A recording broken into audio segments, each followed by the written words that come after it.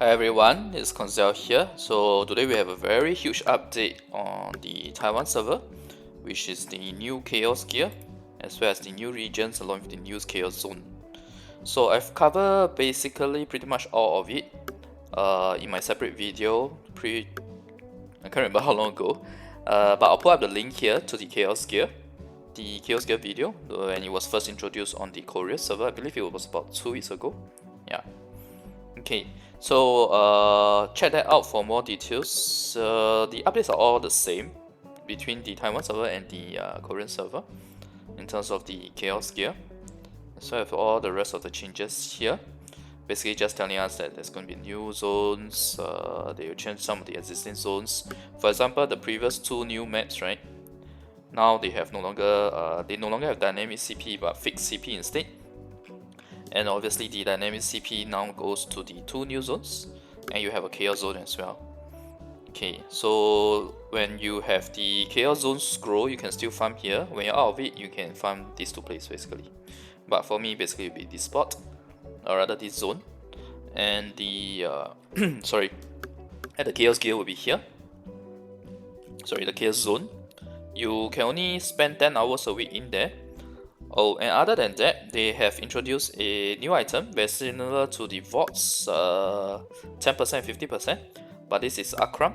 Akram, 50% and 100%. The VODs was VODs advice, right? This, if I translate directly, will be Akram's prophecy. So Akram's prophecy, 50% and 100%. But 100% is not going to make much of a difference when you're trying to pump it up from, say, VII to VIII, because all the 100% gives, right, over the 50% is an additional 0.65%, 625%. Yeah, so nevertheless, I will try to farm as much of this as possible before I pump up my rest of my gear. Now this is the scroll that you need in order to be in the chaos zone. You can think of this like the potion for the desert boss, where you need to drink a potion so that you won't take damage over time when you're inside there. And it's huge damage where you just last a few seconds without the scroll basically. Yeah. So I'll definitely buying this, and the actual cost is actually 1 billion. 950k is if you look for the merchant where you have the max affinity with. So I'll definitely be doing that. You know, that will save me like 500 million every week. Yeah, so it's sizable. Chaos Gear, I've talked about it before, the creation as well. Yeah, so the Hardom Dark Gear only requires 200 of the material that you get from feeding Red Gear to Black Spirit compared to 600. Because the requirement to pump this up is much higher because of the way it works for the Hardum Pristine Crystals.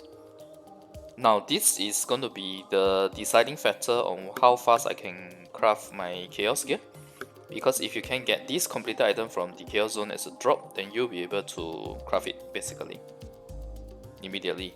So I have the rest of the materials. Resonance effect. So the moment you have one Chaos Gear, it's 300 AP, 150 DP, and in fact you lose all your other resonance. All my VII resonance is all gone based on that. But it's fine, because just that one piece alone has a higher resonance already. This is the unique feature of Chaos Gear, where the bonuses from both the Allion Gear and Hardum Gear applies to all zones. Previously, the point of getting Hardum Gear was to get the bonus AP and DP in Siege War. So now Chaos Gear will resolve the issue. Basically, this is a alternate to the Path of Glory, where the tickets that you get from the Path of Glory can be used to enter this Dragon Nest. Very similar to the other Dragon Balls that I did last week. But in here, you have a chance, the minimum you can get is actually a red badge. So basically, you can think of this as a bonus dungeon to help you get a higher grade of badge, a minimum chance of getting the red badge. Sorry, not minimum chance, you get a chance of getting it at minimum, at least, the red badge. So it's a way to help the pay to win players to get that pink badge, and also the F2P players, because this you still can get this from the normal runs as well. Okay, let me just do a quick read. Okay, so they're buffing it such that you will always get the best Hadun spoil, even if you are not using tier 3, really? So you need to use tier 1 and it still give you the best loot, just that the XP and the knowledge SP is lower. Huh. That's interesting. Okay, that's good. That's a good change when you don't have enough potions and you don't mind a lower XP rate. You still want the same loot, then you can actually use the tier 1.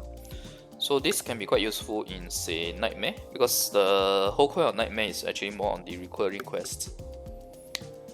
I think I've already covered this in my previous video on Chaos Gear. Basically, the Hadum Gear now you can use 3 Pristine Crystals instead of the Hadum Pristine Crystal. And you can use feed the Hadum Pristine Crystals to get normal Pristine Crystals as well now. One of these will give you 3 of the normal Pristine Crystals. Okay. Now we have an option to directly create stuff from the blacksmith instead of having to go to the camp. So this is the crafting screen. Nothing much to shout out about. Now in Node Wall, they have added the giant as well, or ogre. They've added the ogre as well, not just for not just for siege wars. So that will at least be a nice way for you, the people who have not had a chance to do that, to check. Oh,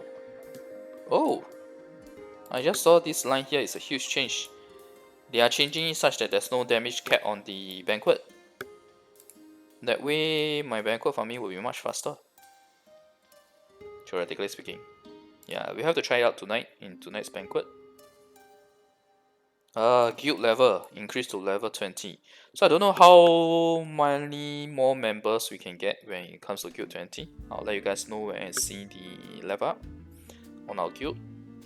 So they have adjusted the level 1 to 10 SP required, basically it's lowered. Not sure whether you guys will be getting in global today. Wouldn't be surprised if it is, since they want to encourage you to get more guilds, more people in your guild, right?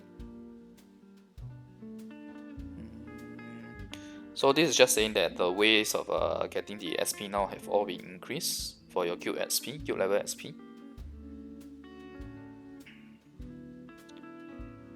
But at the same time, they increase the cost required to pump up the guild skills.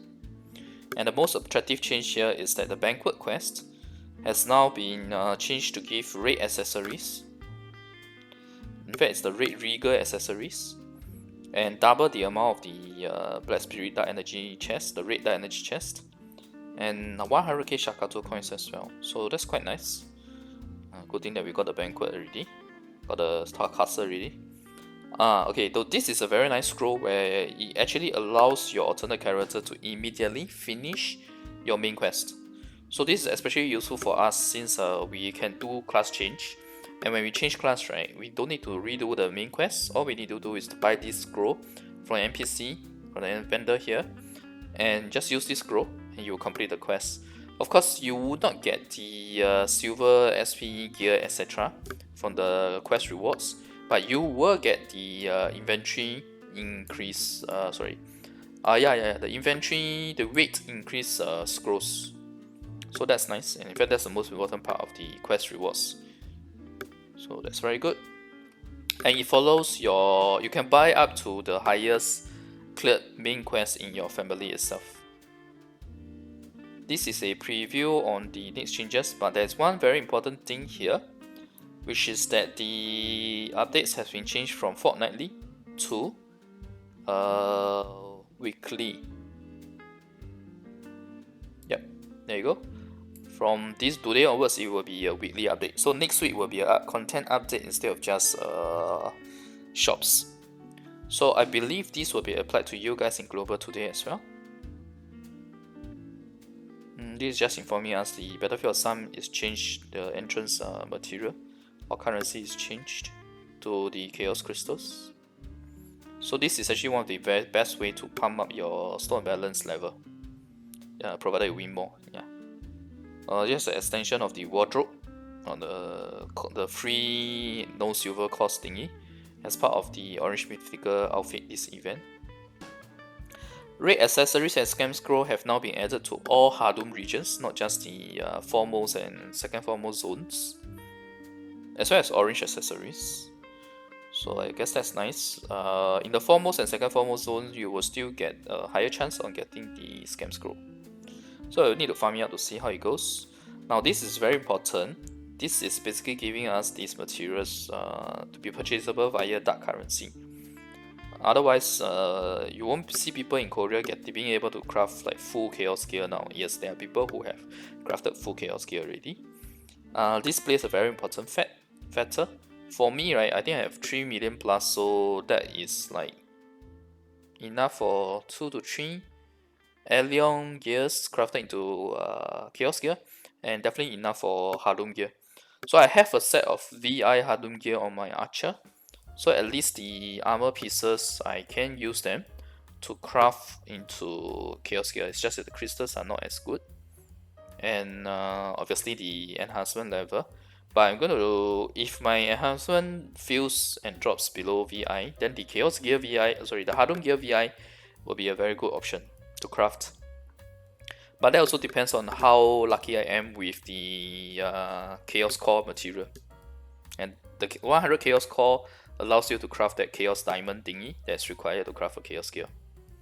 The rest of these are just minor improvements here and there. Muraka, or the chaos Uraka, is getting his HP buffed again. Finally. So now with combat plus is +5 instead of +1 in terms of the number of entrance tickets. Otherwise it will take forever to finish farming it. Let's see what else. Anything important? Battlefield Sun, right? Recently the bosses have been running around a lot, so now basically they're reducing the distance that they will run.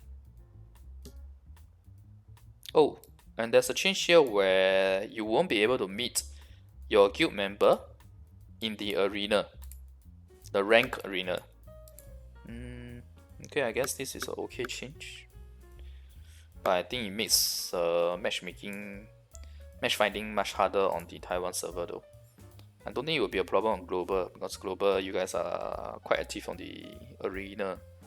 A very nice change that I'm looking forward here next is the pet. This is basically the cooldown second for the pet to pick up loot or the spoils of war. So now, for the tier 6 pet, right, it was 83 seconds. Now they have buffed it to 73. And the expanded pet is getting it buffed to 68 seconds. So basically for me it's a buff of 15 seconds across 3 pets. So I think that would be very helpful in the banquet farming and alien map farmings as well. Even for the non-expanded pet is also buffed, so it won't be surprised if you guys get the pet buff this time round as well, from 85 seconds to 78 seconds for tier 5.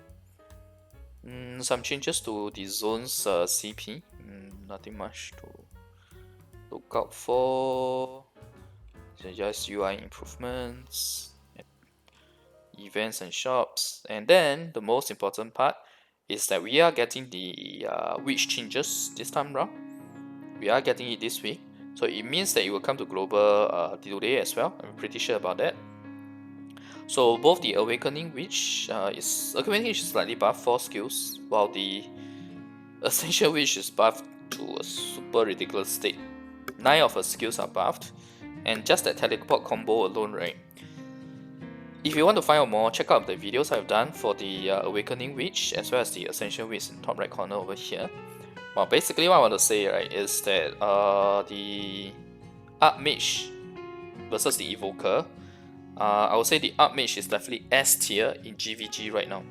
S tier for sure. Okay? Seriously OP. I will try her out and both Hashashin when Hashashin is out before I decide whether to class change to which class basically.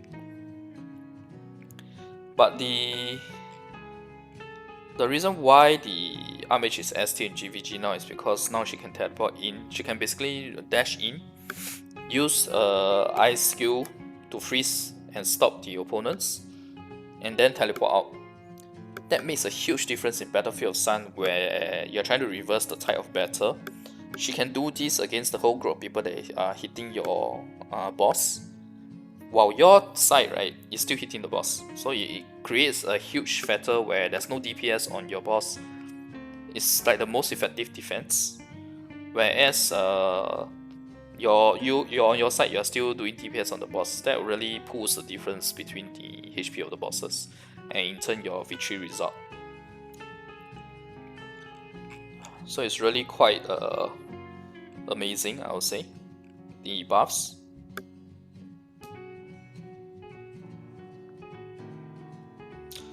Oh, okay. So this super armor effect is actually completely moved to this skill instead. So it's completely removed. It's not even as an option for you to enhance. So this is a bit on the Google Translate part. This is still no change versus what I covered in the video previously. She's getting forward guard as well. Just doing a quick look through to see whether there's any changes versus the video that I did. Because after all, one is Google Translate, the other one is actual official translation.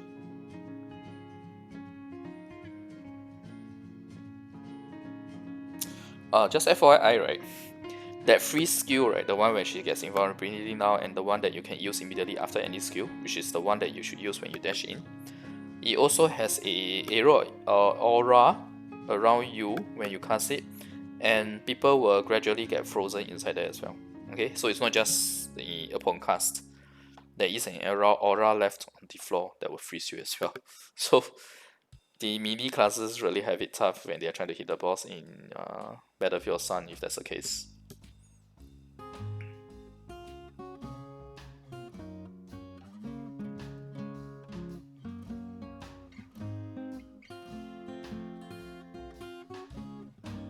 Okay, the rest of it is pretty much the same as what I covered in the video. So this is it for the patch notes video. I'll probably do another one on the... I think I should do another one on the per shop though, because the video is already 17 minutes. So I'll do another one on the events and the per shop. Alright, thanks everyone for watching. I'll see you guys next video. Bye.